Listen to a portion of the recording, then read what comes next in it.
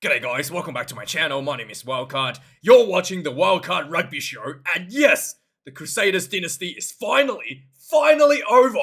4 losses in a row, the worst ever in the history of the Crusaders. And boy, you are just looking at potentially the beginning of the long losing streak that's about to come up for the Crusaders. So, if we look ahead a little bit, Crusaders have a very 2 difficult games coming up before they go into the bye week. Right? So this losing streak might be continuing for 2 more weeks, as next week the Crusaders will be playing the Blues at Auckland away. So, and the Blues is pretty good shape right now. So yeah, that's gonna be a really tough game for the Crusaders to win it, to stop the losing streak. But it's gonna be really tough. One of the top teams in the competition right now. And then things only gets worse in round 6, where the Crusaders will be playing the Chiefs. Albeit at home, but Chiefs is, again, the second best team in New Zealand right now, with D-Mac in such a great form. I just don't know how the Crusaders are going to pull themselves out of this one. And finally, around 7, it's going to be a bye round, and they might finally end the streak in round 8 after losing 6 rounds in a row to the Waratahs, potentially here in Sydney. Again, the Waratahs has already beaten the Crusaders this year, so it's not even a guarantee win for the Crusaders against the Waratahs, but that's probably the most likely round where they're actually going to end their winning streak, or they could just end it next week against the Blues, right? Because, you know, the Auckland Rebels is the one that always gonna choke when the time comes to for them to do so. But hey, it's not looking good for the Crusaders. A lot of people, you might say that, oh, the Crusaders losing because they have a lot of players out. Yeah, the Crusaders have lost a lot of top talents. Obviously, Mwanga is gone. Whitelock it's gone as well. And you kind of forget how important those 2 players are to the team, especially players like Whitelock. Just being in the locker room, supporting the newer players, being in training, giving players, tips, and just having that presence in the team helps a lot, building cohesion in the forward pack. Scotty Barrett just got a hand injury, so it's going to be out for 6 weeks. And also, some of the key players leaving, like Josh Goodhue as well, not being in the team. Will Jordan with a broken arm, not in the team as well. Just, yeah, a lot of these top talents has gone out of the window. And you might be saying that's the reason why the Crusaders in the position that they are. But I think the bigger issue is the continuity with the coaching staff. Last year, the Crusaders had injuries upon injuries going into the finals. And they literally had, don't have Whitelock in the quarterfinal and the semifinals. And then they had a plethora of injuries as well. And they only had about 2, maybe 3 All Blacks in the final when Whitelock came back. Yes, only 2 All Blacks from semifinal to quarterfinal to the final. I think maybe 3. So it's not like they're stacked with players. And they had, injuries. I literally have players coming back from overseas to filling in the prop positions. So it wasn't really a big easy run for the Crusaders, stuck with All Blacks team winning the championship last year. But they were able to find that cohesion in the team off the field, bringing in the new players, replacing the clog, and the machine just keeps rolling. But this year, it just clearly that there's no cohesion, there's no leadership. Scotty Barrett, when he's on the field, Crusaders actually look a little bit more determined. When he's off the field, he's not there. It's just there's a lack of cohesion, a lot of inconsistency in the selections as well. I feel like the number 10 jersey, I thought Reihana has been quite good in the first round against the Chiefs, and he hasn't been given a chance to start the Crusaders at number 10 again. And I think they started another 10. What's his name? Riley Hohepa, and this is the 3rd number 10 they started. Different number 10 started in 4 rounds, and it's just it's just what is going on with this Crusaders team? There's no consistency. Is Reihana injured or something? I thought he did quite good in the first round, especially when it comes to the goal kicking. He looked quite solid, but yeah, just don't know. And with that aside, Hurricanes also have lost some of their key players as well. So it's not even Crusaders are up against, again, stacked All Blacks players. Jordy Barrett is suspended for 2 more weeks, I think. 1 or 2 more weeks. 1 more week, I think. And then you got obviously Adi Xavier is gone, who's been the key guy that's winning all the matches with the Hurricanes, the big lift for the Hurricanes team. He's overseas now. So Hurricanes hasn't got that core players there as well.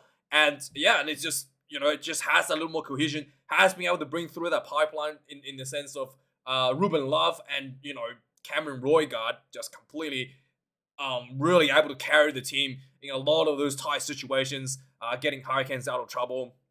So yeah, it is, I think, the losing of the coach, Razor Robertson. I think that is probably the biggest issue for the Crusaders at the moment. The pipeline is just dried up. Like the cohesion, the ability to bring in a new player and keep the wheel spinning is just not there anymore for the Crusaders team. And yes, how much has the All Blacks damaged the Crusaders franchise by taking their top coach? Who knows, right? We'll have to see what happens in the next coming few weeks, especially next week if they lose the Blues, and it's just gonna be looking really, really, really bad for the franchise.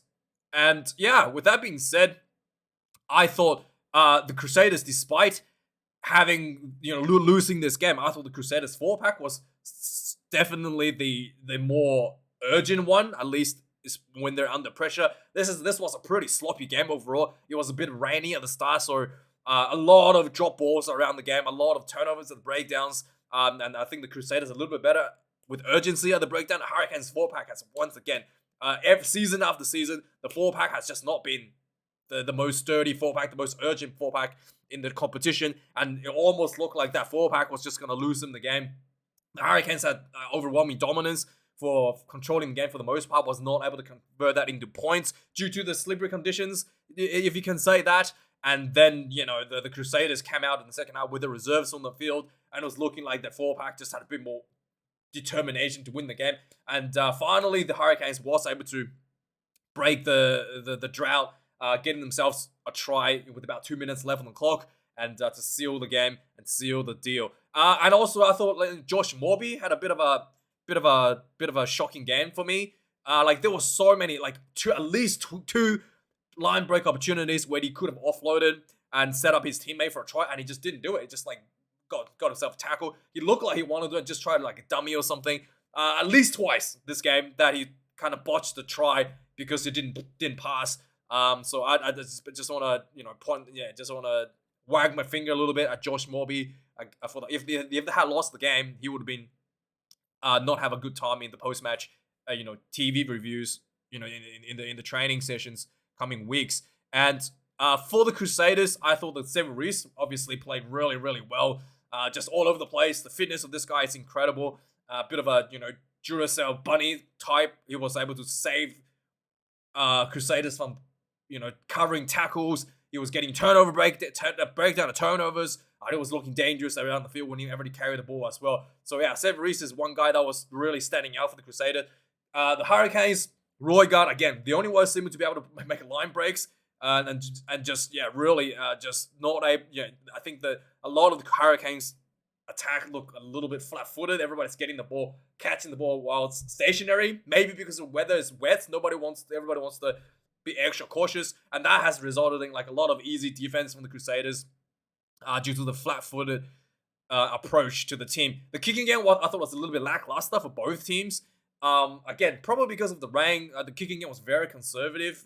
He just kind of putting down the field, almost just happy to get the ball in the right area, regardless of the quality of the kick. It was a little bit looking like that a little bit for both teams, so not too impressive in my opinion. So let's have a look at the match stats. I just want to say before Lakai, what's his name? The number 7 for the Hurricanes. Peter Lakai looked like Sia Khaleesi on the field. He really does. He has the curly head. He has the white head straps. And for some reason, the Hurricanes decides to wear the grey/black jersey that looked like the Sharks jersey. So he just looked like Sia Khaleesi constantly on the field. But yeah, he's maybe a little bit bigger than Sia Khaleesi, to be honest. But he just looked like Sia Khaleesi playing for the Sharks. And it's just a bit of an interesting look out there. So let's have a look at the stats now. 326 run meters for the Crusaders. And, Hurricanes 448. 1 try for the Crusaders. Hurricanes 2. Defenders beaten 32. for the Hurricanes to the Crusaders 17, and you think that they could have got more points out of that. No. Turnovers conceded, 13 against the Crusaders, 14 against Hurricanes, 224 tackles made for the Crusaders, 32 missed tackles, and Hurricanes 155 tackles made, 17 missed tackles, much better in that missed tackle game. Kicks in play, like I said, so much kicking in this game.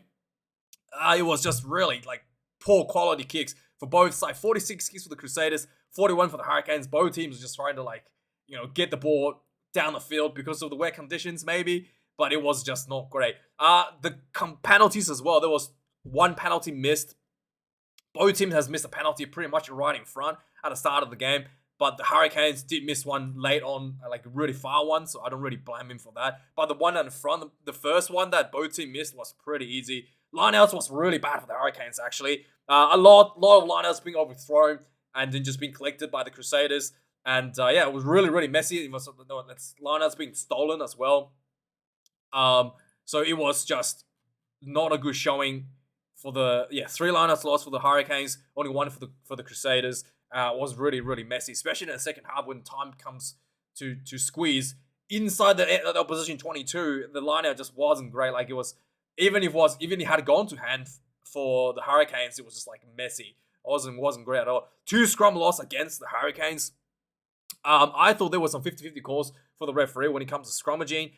The scrum losses, I think, were due to like early pushes. Tyra Lomax did look like both teams were a little bit aware of the slippery ground, maybe. So both scrums were not really committing too much in terms of trying to put a lot of like spin or weight on it. And then the scrum was a little bit static for both teams, and it looked like both teams were just kind of happy to just get the ball out. In fact, the scrum battle actually got heated up a bit more when Owen Franks came onto the field, already giving a bit more shove, and he did get penalized for collapsing the scrum. But it's just like he actually looked like the scrum battle actually got a bit more interesting when he came on. Maybe the ground has dried up a little bit. It was just really a little bit like that. Penalties conceded for the Crusaders, 11. Man, they really powered up towards the end of the game, giving away a yellow card as well because of repeated penalties. Hurricanes only conceded 4 penalties. Man, super, super good. I mean, if you're kicking the ball away constantly, you don't really concede penalties either, right? And then yellow cards to the Crusaders. The second yellow card was to Owen Franks for high shot. So he might be getting a suspension as well. He probably might get a couple weeks for that. And and Crusaders might be playing without Owen Franks next week against the Blues for that matter as well. Quickly go through the point summary. Not too much happened. So from earlier in the game, 4 minutes into the game, Hurricanes get caught offside. 3-point option for the Crusaders, missed. Yeah, pretty much right in front. You completely shanked it. 11 minutes into the game, there was a 22-meter line out. And then the Hurricanes turned that line out into a penalty right in front of the goalpost. And you figured that they might take the 3 points. Nope. I was really happy. Osafa Amor, the captain, said he wants the scrum. They go for the scrum. The scrum didn't really yield anything. They just got a bit of pressure on. And then the number 8 from the Hurricanes picked and go. Yosei picked and go. Got pretty close to the try line. And then the boy short pass to Tyrell Lomax. Probably the best tight head in the world right now. Goes over for the try. And, 1-on-1 against David Havili. Wasn't any chance for him to stop that. 7 points to nil to Hurricanes. 22 minutes into the game, Hurricanes got another penalty just around the 22-meter mark. Again, very easy kick. Completely missed this one as well. Maybe a bit windy, not sure. So both teams has missed an easy kick after this. And then the game just got really got a stale. It's 46, for the first half. Like the defense wasn't great for the Crusaders. They were getting breaking through left and right. Xavier Reese covered it again and again, and only for the Hurricanes to spoil the ball multiple times just before try line. Pretty much the story going into halftime. Second half starts. The Hurricanes only lead 7 points to nil at halftime, despite overwhelming dominance. Second half starts 6 minutes in the second half. It looked like Wildkard did one of those sneaky arm grab and got the Crusaders halfback to knock the ball on, and then he just scooped up the ball, ran 50 meters, and looked like a try. But on replay, it looked like he didn't actually grab the arm. He slapped the ball out of his hand. So that was just a knock on. And the no try was a given there. 50 minutes into the game, the Crusaders finally got themselves a little bit more possession inside the Hurricanes 22. There was a scrum. Colin Grace carried, got really close to try line, and then the Crusaders built a couple more phases, and then it was once again Grace got the short ball, crashed over for the first try and only try for the Crusaders. 7 points apiece, 50 minutes into the game. 64 minutes into the game, there was the first penalty given in the second half. Too far for the Hurricanes to kick this one. If Jordie Barrett wasn't on the field, they would have got them to kick this one, but no, it was a bit too far. And then this was a really interesting comments. Like Justin Marshall says that, oh, the referee did a really good job letting the game flow, not giving away too many penalties. And then it was Jeff Wilson correcting Justin Marshall that the players has done a good job not giving away penalties. It's not the referee's job to not call penalties to keep the game flowing. It's the player's job to not giving away penalties in the first place, right? So it's not the credit to the referee. It's the credit to the players. Ironically, Jeff Wilson was right in this statement here. So I was just like cringing a little bit, like come on, dude, it's not the referee not giving away penalties because that's just unprofessional. But it's the players being able to keep their discipline to keep that number down. Yeah, again, the Hurricanes, despite this penalty, they went for the line out. Cameron Roygar looked like the only one who was able to make a bit of a forward momentum, got really close to the try line, but no try for them. 7, and then again, just line out issues, just like, again, inside the 22, getting line out overthrown, stolen by the opposition, just not a good look for the Hurricanes at all. 70 minutes into the game, the Crusaders had a line out just about inside about 30 meters out from the Hurricanes try line, and the referee penalized the Hurricanes player for pushing the opposition before the ball has been thrown in the line out. It didn't really look like it, but the referee said that was the case. It really didn't look like it did anything like that at all. And yeah, it was a penalty, and then Crusaders kicked this one quite a big angle, got this one through. Ho Headpark gets this one 10 points to 7. Suddenly the Crusaders, despite like completely getting dominated the game, somehow leads 10 points to 7 with only about 10 minutes left. 72 minutes, 41 minutes out, Hurricanes gets a penalty. They miss this one. Again, without Jordie Barrett really starting to hurt. And then finally, in the last few minutes of the game, 76 minutes of the game, the Crusaders were giving away penalties. Hurricanes go for the line out, messy line out. Again, the ball was just not even setting up. The Hurricanes just crashed the ball, pick and goes, got really close to the try line. One of the Crusaders players went into the right from the side on his knee, gets a yellow card. And also this was after repeated penalties. Referee had given a warning already. Hurricanes go for the scrum. Owen Franks, after a few resets, gets penalized for collapsing the scrum. And Hurricanes, Duplessis, Feliki, is that his name? Fereki Duplessis? Yeah, Duplessis Kirefi. Take a quick tap, got really close to try line again. And finally, pick and go. The big man, Sangster, crashes over for the try. And yeah, kick off. The game actually looked like Hurricanes had given the Crusader one more chance at it, because the ball didn't even go 10, and the Hurricanes just played the ball and they knocked the ball on. And the referee's like, you played it, play on. So Crusaders immediately got the ball back despite not kicking 10 meters. And then, yeah, just running the ball. Owen Frank, clean out, high shot on Hurricane player. And then, yeah, that was a penalty. And then there was a late tackle as well from Owen Franks. So he might have be seeing a couple weeks off for that. So, yeah, that was the game. Good to see that Crusaders, Hurricanes win this one, 14 points to 10. Boy, I had hoped that this video was only going to go for like 12 minutes, but it's 19 minutes. So yes, thanks guys for watching. Like, comment, subscribe. See you guys later for the Reds game. Have a good one. Cheers.